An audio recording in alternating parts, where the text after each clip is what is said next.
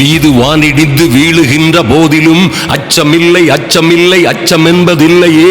இச்சகத்துள்ளோரெல்லாம் எதிர்த்து நின்ற போதிலும் அச்சமில்லை, அச்சமில்லை, அச்சம் என்பதில்லையே.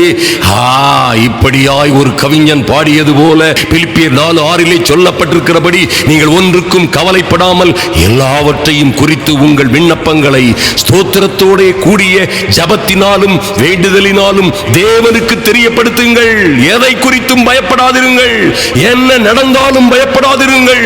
1000 எதிரிகள் நின்று கொக்கரித்தாலும் பயப்படாதிருங்கள். இந்த உலகமே எதிர்த்தாலும் பயப்படாதிருங்கள். எல்லாவற்றிலும் தேவனுக்கு தெரியப்படுத்துங்கள். அப்பொழுது எல்லா புத்திக்கும் மேலான தேவ சமாதானம் உங்கள் இருதயங்களையும் உங்கள் சிந்தைகளையும் கிறிஸ்து இயேசுவுக்குள்ளே காத்துக்கொள்ளும். மாற்றமே இல்லை. நீங்களோ தேவ சமாதானத்தினாலே முழுவதுமாய் நிரப்பப்படுவீர்கள்.